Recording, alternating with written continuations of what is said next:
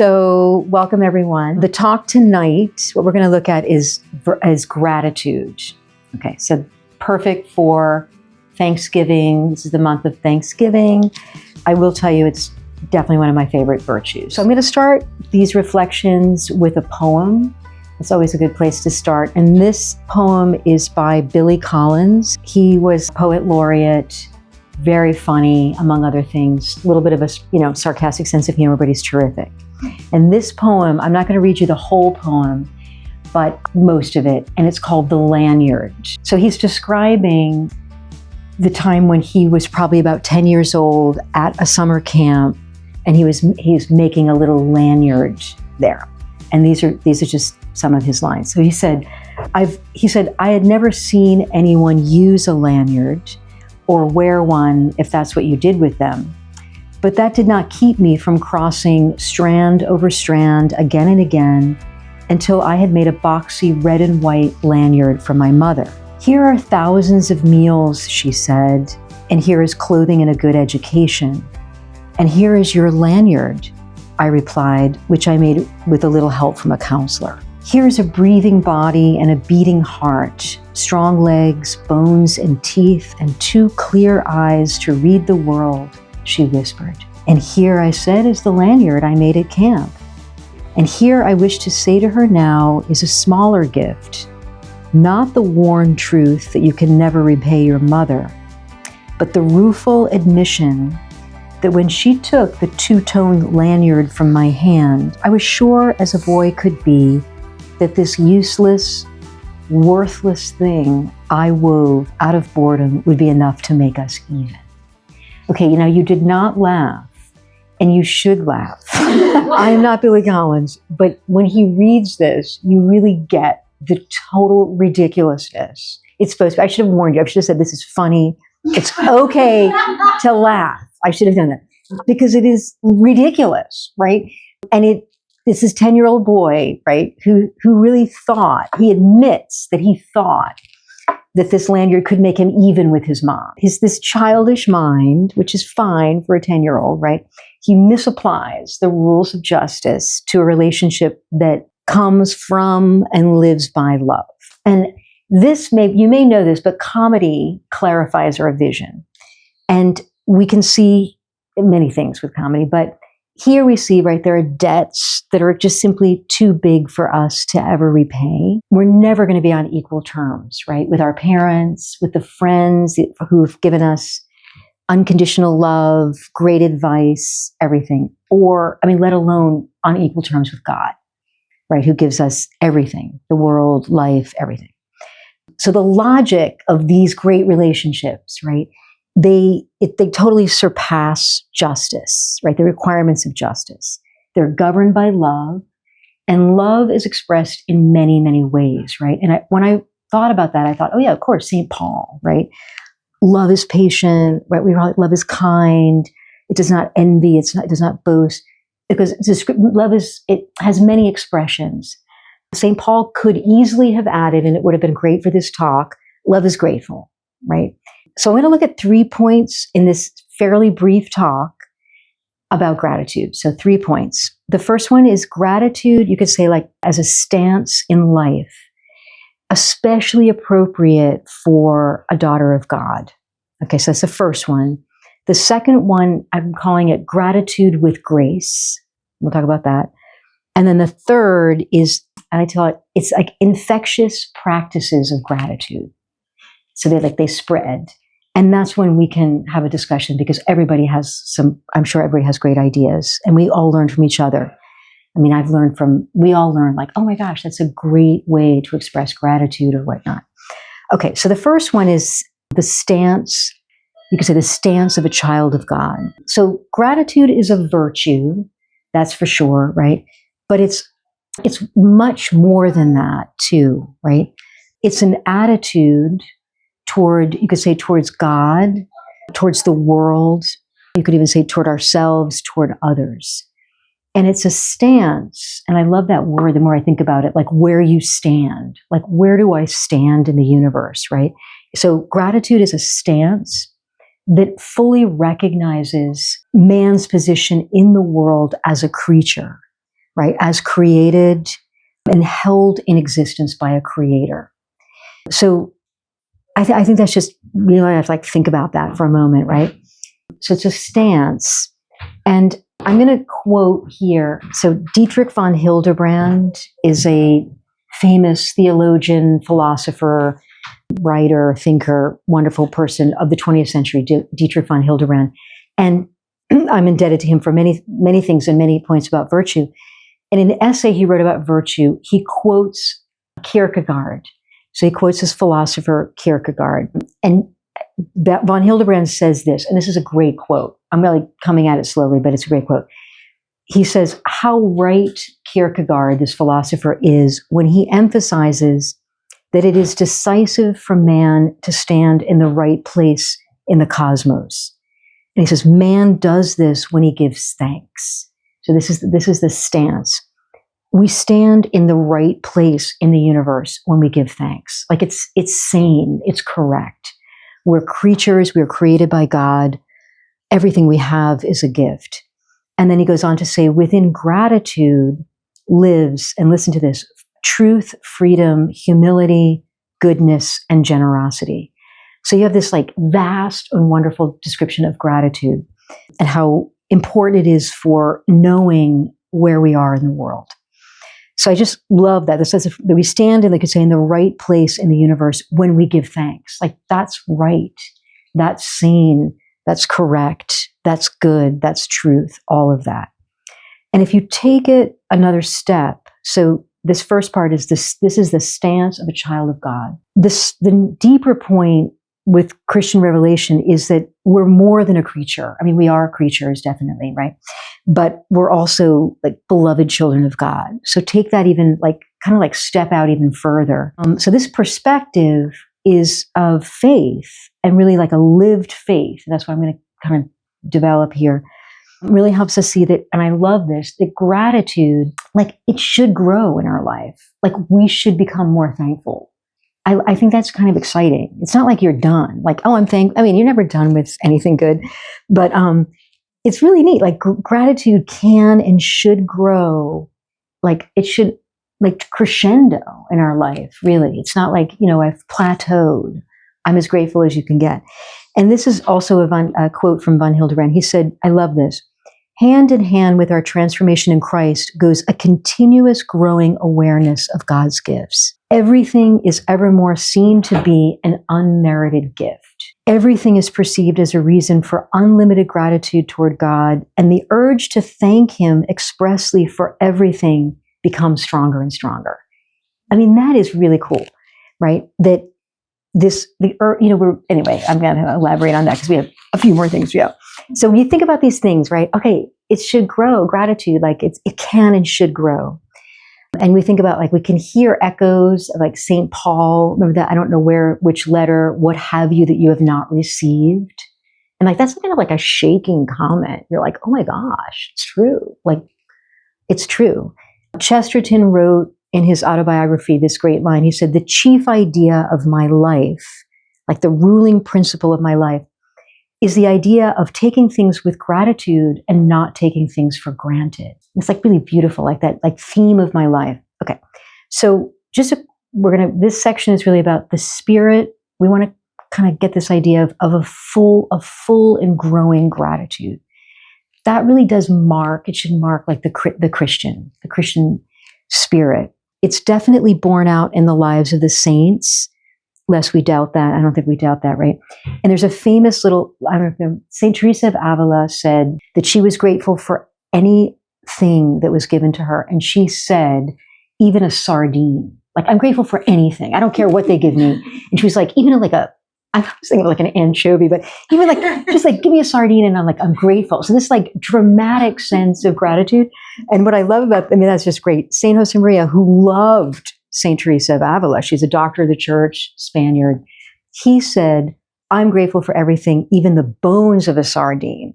And what I love about that is like two Spanish saints who are like, I can top that. Anyway, I just thought that was really funny. But I mean, it's this sense. But this spiritual writer said, I thought this was really great, said that like gratitude is a prominent characteristic of the saints, right? No surprise. And this writer said it's actually very particular of saints who are founders. Teresa of Avila was a founder, St. Joseph was a founder, right? And so this writer said, interestingly enough, it is particularly notable in saints who are founders. And he said this writer said, I love this. These founders, quote, seem to exaggerate the little benefits they've received, to make as much of them as they can as if they could never pay them off. And this is great, to have a long memory for the most trivial kindnesses. I think that's great because founders have a terrible time. I mean, these people are really the ones that get like by everybody. And yet they have this, right? And I love that, to have a long memory for the most trivial kindnesses. I think that's something we can all cultivate. Unfortunately, I mean, to be negative, some people have a long memory. Sometimes we do for the most trivial slights, the most, but what a better thing, right? To cultivate this, like, you remember. I'm sure some of you may have heard like people who are getting close to death, like grandparents, sometimes mysteriously. We've heard this, like one of my grandfathers did that. He called like the weeks before he died. We found out later that he made these calls. I think your dad might have done this too.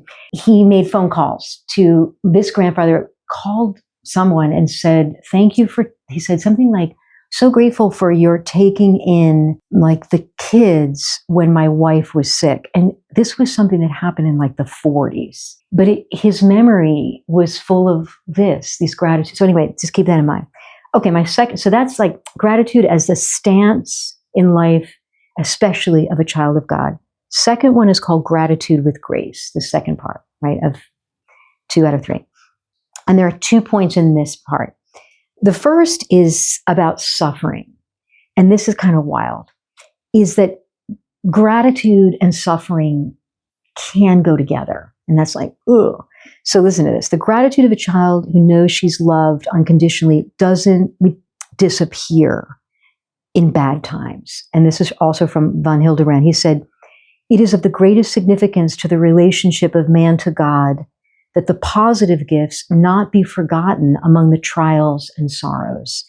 Gratitude and thanksgiving for all positive gifts must live on together with the humble, loving acceptance of the crosses in light of the passion of Christ. So this obviously is countercultural, kind of counterintuitive. Like, who can really say that they're grateful even in the midst of trials and sorrows? I mean, it's like really hard. It's certainly a standout. I mean, that is one of the things people notice about Christians is like, you can smile and it's not a good day, this kind of thing. I mean, and yet I'm not going to develop this because it's a whole other talk, but I think we just want to see that this is where our like life of prayer, grace, that's why I call it, comes in. The sacraments come in. This is where our relationship with our Lord is really like forged. Because as you know, on a good day, everything is good. It's on a bad day that the relationships in our life like are tested and have the capacity in a positive way to grow much deeper. Love can become much stronger, much more secure when there's suffering. So that is one part, right? Gratitude is not like the sunshiny day when everything goes well. But again, it's a path, it's a mystery, it's a relationship, but we want to keep that in mind. The second point about this, I'm kind of going, because we'll have conversation, I don't want to overwhelm you. The second is kind of fun.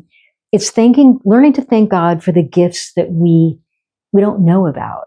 I learned this in Opus Dei. St. Josemaria said, like, he liked to say that today, the church's like famous prayer of thanksgiving, the last day of the year, December 31st. I read somewhere you can get an indulgence for doing that, which is really nice. But anyway, it's like December 31st, like it's a really cool practice. We're going to like thank God for the entire year that we're just like putting behind us. So this beautiful act of thanksgiving. And he added, thanking God also for the unknown gifts.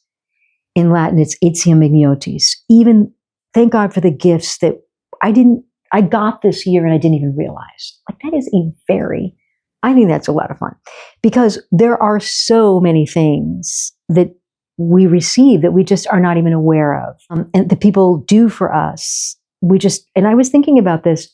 we don't know when somebody gives us the benefit of the doubt. I love that. Like you don't know that. Like, wow, they actually trusted me. Or that I have, like, they don't say it. It's not explicit. Or somebody prays for us and they don't necessarily tell us. Somebody defends us. Maybe we're somewhere out there and somebody is saying, well, no, actually, this is what this person, they're defending us. They're praising a good deed we've done. We're not there. The work of the guardian angels, just to see God has many ways of caring for us that we're not going to know about until heaven. But we can thank him. And we do not want to be people who are very short-sighted. Like we only see what's right in front of us, right? So this section is just really thinking that like a grateful person, a friend of Christ, right, is grateful in good times and bad times. And and even mysteriously knows that these things that are difficult for me actually are good for me. And I may not know that right now, but I trust God. I mean, it's a whole thing. There's lots of reasons. And then also is a person who is aware that there are God does many, many things for me that I'm just not aware of. Anyway. And the third is called Infectious Practices of Gratitude. So it's gratitude is a human virtue as well, right? And I love this, and we want to practice it in our daily lives, right? And look for ways to do that. And it's a good practice, thanking people explicitly, right? And I love that, good practices make us good. We want to, that's great. We want to have as many as possible. There's a famous, I loved this book. It's called The Headmaster. It's about this headmaster of a school called Deerfield Academy in Massachusetts. So this guy was a headmaster for 65 years. It's a fun book, and he's a fantastic person. I mean, he's a real person. But anyway, when I was reading it, it said that he wrote thank you notes for everything. And it said he even acknowledged acknowledgments. Love that. It was ridiculous, But I remember, sometimes I have actually written a thank you note for a thank you note. But anyway, other people have done that too. But it's that was such a great thank you note. I have to thank you for that thank you note. And so anyway, you can get a little exaggerated, but, it's really, really good to think about, and we're talking about these little ideas and practices, foster gratitude as a frequent and sincere response to life's good things, right? So how do we go about practicing but becoming grateful people? And this author said, I think this is really nice too. It's not, we're going to talk about practices, but it's also growing in virtue should not be a tedious exercise of the will. It can be okay, but I'm going to say 10 thank yous a day. And because whatever, maybe you want to do that. But rather, he says, we should really strengthen our convictions, renew the love in us about these things. So I think what I like about that is really let's savor, and this is going back to the beginning, savor the reasons we have for gratitude. See the good that others do for us. I think be more reflective about this, right? Seeing how becoming a grateful person actually virtue makes us more beautiful and attractive. Grateful people are really attractive people. I think virtuous people are really attractive people. And unfortunately, the opposite is also true, even though we love them in Christ, right? But see this. So nourish our hearts, our minds, and souls with the real reasons for gratitude and a great appreciation for the goods that God gives us and that others give us. So that's just all a plug for prayer, for reflection, for conversation too, like we'll do tonight. We wanted to stoke up those convictions.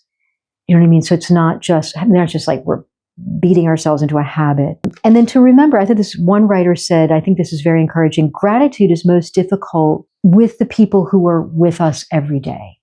Not to be surprised that, and it's known. And this writer said, being grateful for family members, friends, co-workers, people who are with us all the time.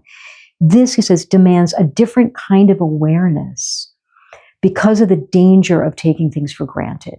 And it says we can fall into a failure to recognize our obligation to give explicit thanks. And that obligation is greater. So that to tell people, because some people could be they just run down and they're grateful for strangers and they're thanking strangers, but then they're like, they never thank, I don't know, the people beside them or whatever. And it's like, okay, it's okay. I mean, we don't want to do that, but to realize it can be harder because we do take the people around us for granted. So maybe it's more virtuous.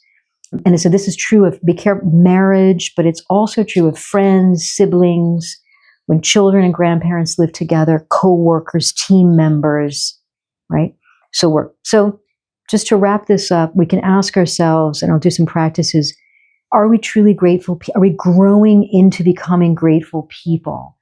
One thing you could ask yourself, and it's a little tricky, have I complained more today than I've given thanks? That is a really good thermometer. It's a good baseline. And I was thinking we could always be daring and ask people around you, this is a very daring thing and you want to choose well and you might not want to do it. But do I complain a lot? I don't know. And they're like, don't answer me. No, I'm kidding. But you know what I mean? Because we might not realize it. Practices, thanking people who serve us, treating them with, as one woman said, exquisite kindness. I mean, and that's cashiers, hairdressers, doctors, nurses. I mean, all of that. Thank you notes, of course, that practice is never old. I think someone was telling me once that it helped her to share what she was grateful for. It just opened, this is a teacher actually, who told her, they have a teacher here, who told her class about, she had, it was the anniversary of her conversion. And she told the class, today is this big anniversary. And she's like, I'm so grateful for my faith. I'm just so grateful. And so having I'm sure that was very eye-opening for the kids. Wow. You know what I mean? And we've learned that too, when people have said they've opened our eyes to see, and we're like, I didn't even think about that. And here's this person who's just so grateful, So kind of share what you're grateful for, because it can open a horizon for others. I just love this moment. This is from St. Josemaria. It's just an incredible, he has a homily. He gave a meditation. And it was the night before the 50th anniversary of his ordination as a priest. So picture him, he's an older, tired priest. The next day is going to be this golden anniversary. And it was actually his last meditation because he died 3 months later. He gave this meditation to a group of men. And anyway, it's very, very moving. And he said, I'm glancing back at my life. Okay, so and he said, this is a quote. He said, my Lord is praying, thank you for everything. I have only motives for giving thanks. And then he said, the life of each one of us, every child of God, ought to be a hymn of thanksgiving.